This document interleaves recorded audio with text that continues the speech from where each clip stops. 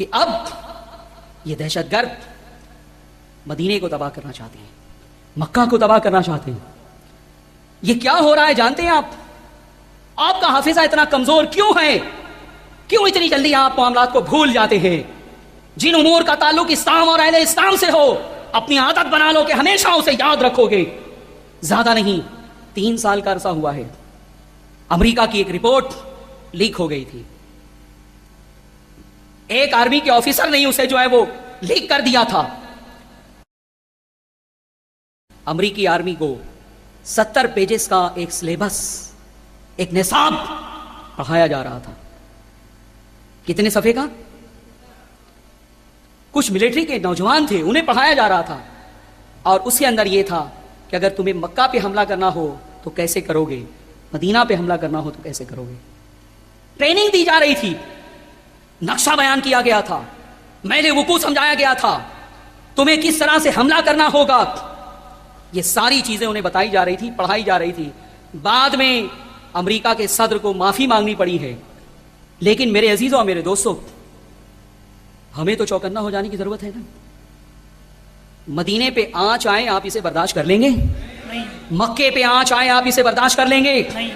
ارے رسول اکرم صلی اللہ علیہ وسلم کی بارگاہ میں کھڑے ہو کے کوئی بدتمیزی سے آواز بلند کرے, کیا اس حد کو بھی تم برداشت کرو گے؟ نہیں, ہم کبھی برداشت نہیں کر سکتے. ہم جان دے دیں گے. ارے حرم کے تحفظ کی بات آئی تو ہم ہندوستان سے کفن پہن کے حرم کی حدود کی حفاظت کے لیے یہاں سے نکلیں گے. نعرہ تکبیر, نعرہ رسالت, تحفظ حرمین کانفرنس, تحفظ حرمین کانفرنس. ارے دہشت گردی کی خاتمے کی بات کرنے والوں, تم تو کاغذ قلم لے کے مصروف رہتے ہو.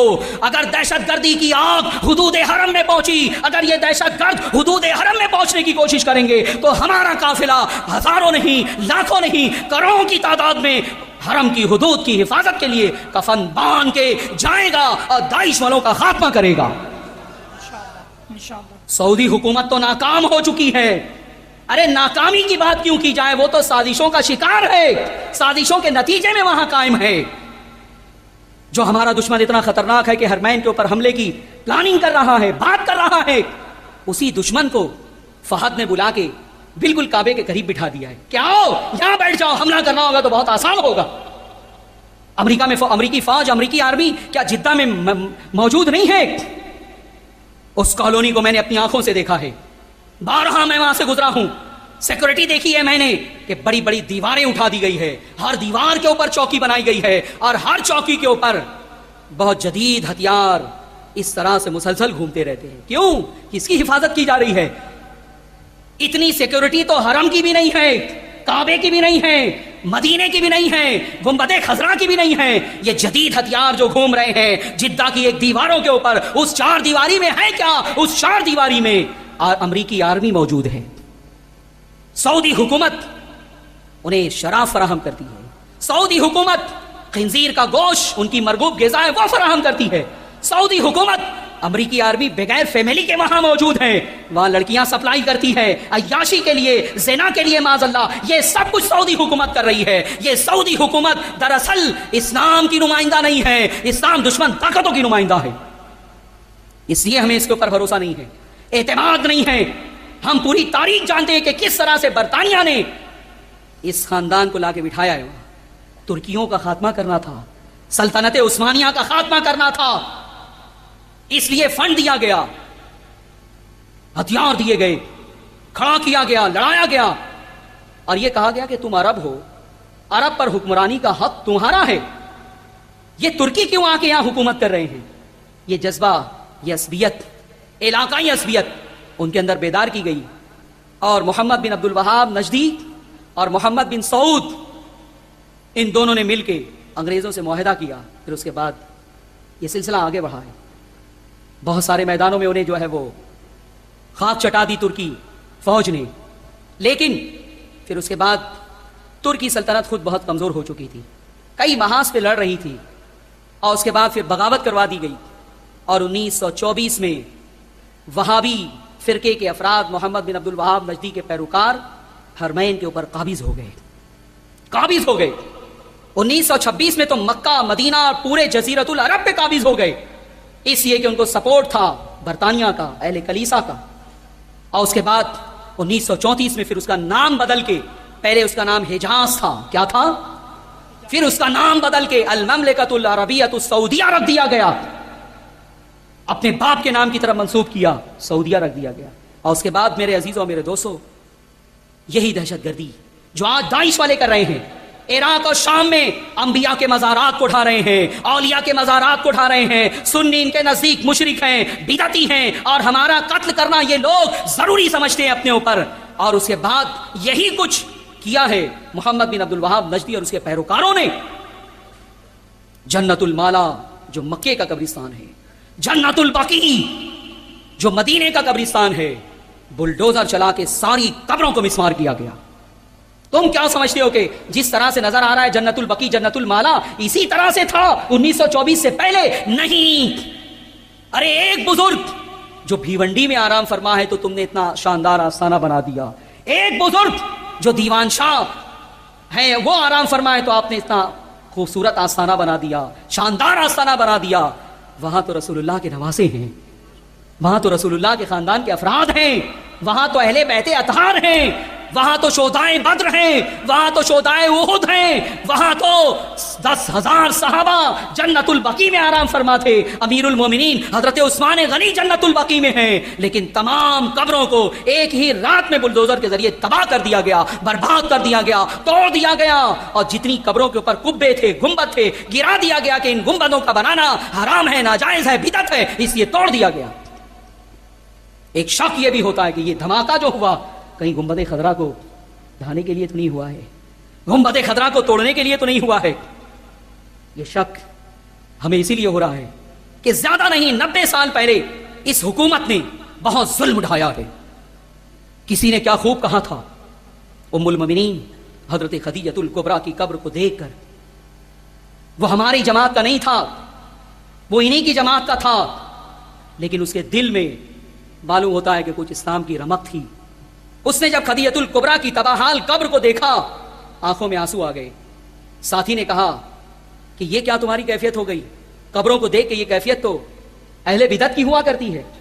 اس نے کہا تھا اپنے ساتھی سے کہ تو یہ تانا مجھے دے رہا ہے.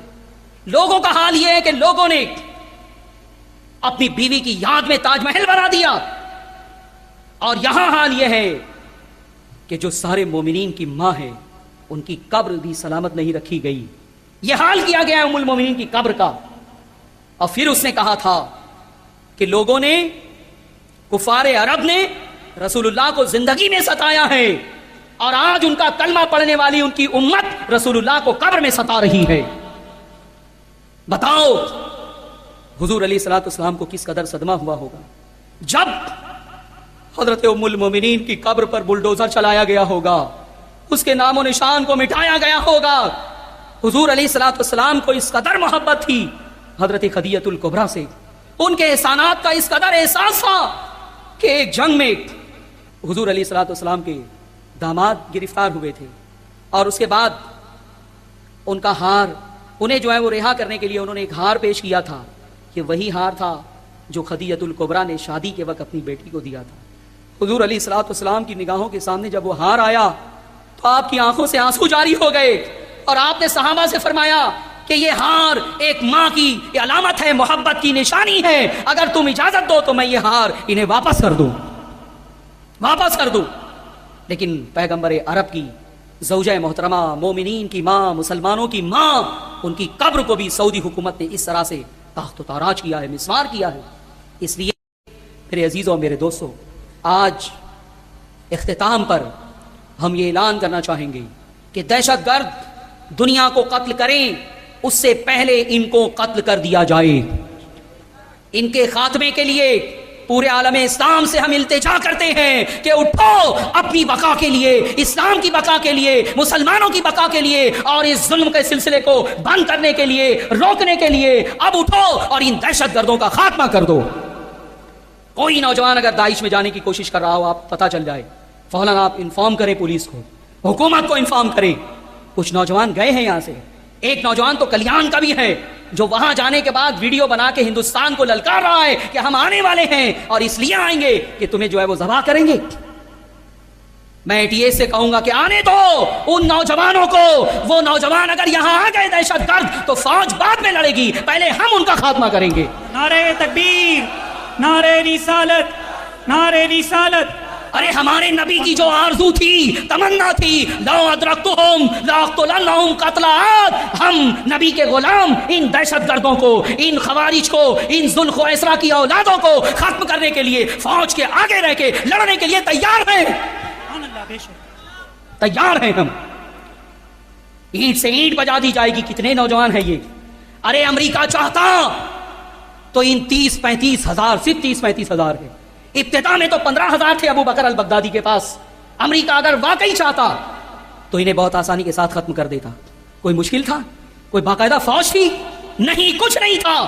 انڈیپینڈنٹ گروپ تھا یہ, فوج کے خلاف کھڑا ہوا, لیکن فوج کو پہلے ہی ناکارہ بنا دیا جاتا ہے. امریکہ بہت خطرناک سازشیں جو ہے وہ چلا کرتا ہے. اس کی حرکتیں بڑی خفیہ ہوا کرتی ہیں. یہ پہلے فوج کو ناکارہ بناتے ہیں, اس کے بعد پھر کسی گروپ کو کھڑا کرتے ہیں, پھر وہ فوج کی بھی اینٹ سے اینٹ بجا کے رکھ دیتے. ورنہ بتاؤ, عراق کی لاکھوں فوج کیا 10-15 ہزار نوجوانوں کو ختم نہیں کر سکتی تھی؟ اس لیے نہیں ہوا کہ امریکہ نہیں چاہتا تھا. امریکہ چاہتا تھا یہ پروان چڑھے, یہ پھلے پھولے, یہ طاقت حاصل کریں اور یہ عرب کی وادیوں میں خون بہائیں. وہی دن ہم دیکھنا چاہتے ہیں. امریکہ تو یہ چاہتا ہے.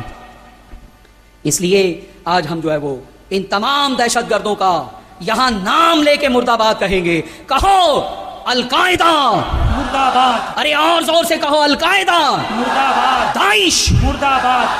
طالبان مرد آباد. جیش محمد مرد آباد. جماعت الدعوہ مرد آباد. سپاہ صحابہ. مرد آباد. اے اللہ ان تمام دہشت گردوں کے خاتمے کی سبیل تو غیر سے پیدا فرما دے. آمین. اے اللہ ہم تیرے نبی کے سامنے شرمندہ ہیں آج کہ لوگ بم باندھ کے مسجد نبوی تک پہنچ گئے اور ہم کچھ نہ کر سکے. ہم کچھ نہ کر سکے, ہم کوئی خدمت نہ کر سکے. ورنہ رسول اکرم صلی اللہ علیہ وسلم نے ماضی میں تو خدمات بھی لی ہیں. وہ 2 عیسائیوں کا واقعہ آپ جانتے ہیں, بڑے خطرناک تھے. وہ خطرناک ارادے سے مدینہ آئے تھے, مسلمانوں کا ہی چولا پہن لیا تھا, بہت عبادت کیا کرتے تھے اور اپنے کمرے میں ایک سازش کر رہے تھے. وہ اس سازش کا علم مدینے کے ایک فرد کو بھی نہیں تھا اور سازش بہت خطرناک تھی. لیکن سازش کامیاب ہوتی اس سے پہلے رسول اکرم صلی اللہ علیہ وسلم نے مصر میں ایک مقدس انسان کو خواب میں آ کے حکم دے دیا. وہ تھے نور الدین زنگی. آقا علیہ الصلوۃ والسلام خواب میں تشریف لائے, فرمایا نور الدین 2 شرانگیزوں سے مجھے بچاؤ.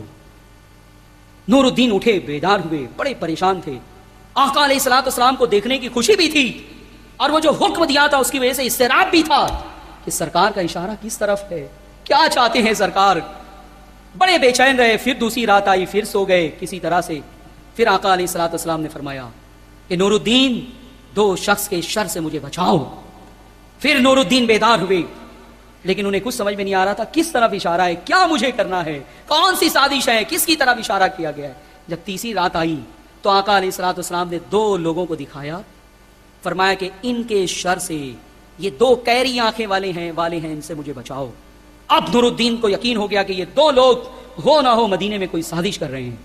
بڑی بے چینی کے ساتھ بہت سارا مال اور اسباب لیا, صرف اپنے وزیر کو بتایا جو بہت وفادار تھا, نیک تھا, متقی اور پرہیزگار تھا, ان کا معتمد تھا, کہ میں نے رسول اللہ کو 3 رات خواب میں دیکھا ہے. سرکار نے 2 لوگوں کی شکلیں مجھے دکھائی ہے, فرمایا ان سے بچاؤ مجھے, ہمیں فوراً مدینہ چلنا چاہیے. اس کے بعد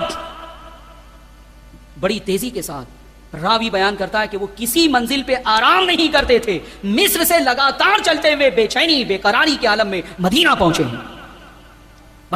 ہیں. لیکن ان 2 لوگوں کو پکڑا کیسے جائے گا. اعلان کیا, وزیر نے ایک ترکیب بتائی کہ آپ اعلان کر دیں کہ مجھے مدینے کے ہر فرد سے ملنا ہے اور سب کو تحفے دینا ہے. چنانچہ پورے مرد قطار لگا کے مدینے کے کھڑے ہو گئے. نور الدین زنگی سب کو ہدیہ دیتے, لیکن ان کا دماغ, ان کی نگاہیں 2 چہروں کو تلاش کر رہی تھی. وہ ہاتھ سے اٹھا کے دے دیتے اور ایک ایک کے چہرے کو گھورتے, پہچاننے کی کوشش کرتے. پوری قطار ختم ہو گئی.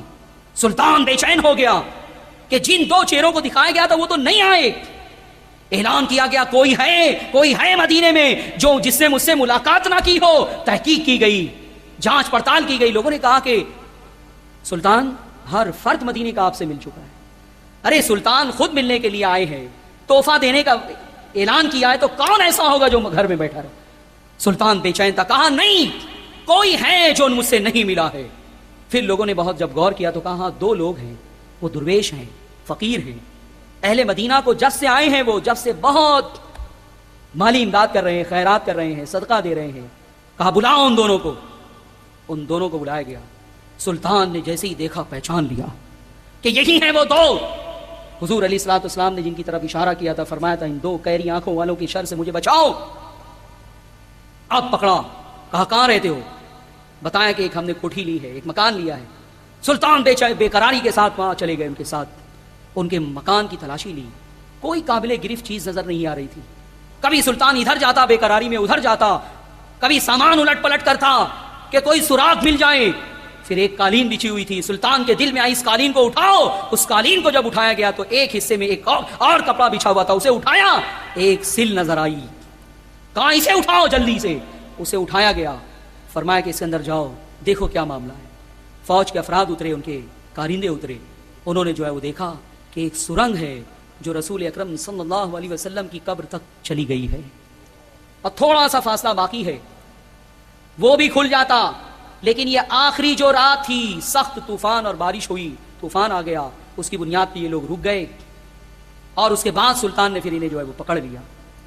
پھر اس کے بعد سلطان نے جیسے ہی یہ معلوم ہوا کہ یہ قبر انور تک گئی تھی, پکڑا, مارا انہیں, پوچھا کون ہو تم, سچ سچ بتاؤ ورنہ میں تمہیں بہت سخت سزا دوں گا. انہوں نے ساری حقیقت اگل دی.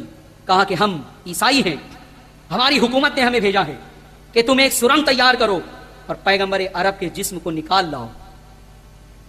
ہم اس سازش کے تحت یہاں آئے ہیں, اس مہم کو انجام دینے کے لیے ہم یہاں آئے ہیں. چنانچہ سلطان نے جب یہ سنا تو اس کی آنکھوں سے آنسو جاری ہو گئے. اپنی تلوار سے سلطان نے ان دونوں مجرموں کو قتل کیا, اور اس کے بعد اس کی آنکھوں سے آنسو نہیں تھمتے تھے. وہ فخر بھی کر رہا تھا, حضور پر درود بھی بھیج رہا تھا کہ یا رسول اللہ, امت کے بے شمار افراد موجود ہیں, لیکن یہ خدمت, یہ کام اور یہ فخر آپ نے مجھے عطا فرمایا ہے. سبحان اللہ, سبحان اللہ. آج پھر وہی نور الدین زنگی کو دنیا پکار رہی ہے, مدینے کے ذرات پکار رہے ہیں, مدینے کے در و دیوار پکار رہے ہیں, یا رسول اللہ ہم آپ کے غلام ہیں, اور اپنی جان کا نذرانہ بھی صرف آپ کے نام پہ دینے کا جذبہ اپنے دل میں رکھتے ہیں. سبحان اللہ. اس لیے آج کی اس کانفرنس میں آپ نے شرکت کی, اللہ تعالیٰ آپ کی شرکت کو قبول فرمائے. آمین. میرا یقین ہے کہ مکین گنبد خضرا اپنی قبر انور سے مینا تائی ہال کو, اس ہال کو اور شرکا کو دیکھ رہے ہیں کہ میرے عاشقان بہت ہزاروں میل دور بیٹھ کے میرے حرم کی کے تحفظ کی نیت کر رہے ہیں, سر سے کفن باندھنے کے لیے تیار ہیں, اور ہند کی وادیوں سے نکل کے حدود حرم میں آنے کی بات کر رہے ہیں. اور یہ صرف زبانی دعویٰ نہیں ہے, وقت آیا تو ہم کر کے بھی دکھا دیں گے. اللہ بے شک. نعرہ تکبیر, نعرہ تکبیر, نعرہ رسالت, تحفظ حرمین کانفرنس. تیرے حبیب کا پیارا چمن کیا برباد, الہی نکلے یہ نجدی بلا مدینے سے. حضور مفتی اعظم ہند نے یہ دعا کی ہے, اور انشاءاللہ یہ نجدی بلا, ارے آل سعود کی سیاسی کشتی اب ہچکولے کھا رہی ہے, کبھی بھی ڈوبے گی انشاءاللہ. انہوں نے امت مسلمہ کا بہت نقصان کیا ہے, جنت البقیع کو اجاڑ دیا, جنت المالا کو اجاڑ دیا. ابھی سعید نوری صاحب بتا رہے تھے, مثال دے رہے تھے کہ ہماری ماں کی قبر کے اوپر اگر کوئی پیر رکھ دے جان بوجھ کے بدماشی کے طور پہ, بتاؤ تم اسے برداشت کرو گے؟ نہیں. ارے صحابہ کی قبریں مسمار کی گئی, صحابہ کی قبریں توڑی گئی ہیں, ہم اسے برداشت نہیں کر سکتے. اب ایک ہی چیز بچی ہے ہماری گنبد خضرا, اسے نہ توڑنا, اسے ہاتھ نہ لگانا. اگر یہ توڑا گیا تو پھر تمہارا اقتدار ٹوٹ جائے گا. پروردگار عالم اسلام دشمن طاقتوں کو ان کے ناکام ناپاک منصوبوں میں ناکام بنا دے. امت مسلمہ کو پھر وقار عطا فرمائے, امت مسلمہ کو پھر دبدبہ عطا فرمائے, امت مسلمہ کو پھر سطوت عطا فرمائے, امت مسلمہ کو پھر سے حاکم بنا دے, حقیقی حاکم. وما علینا الا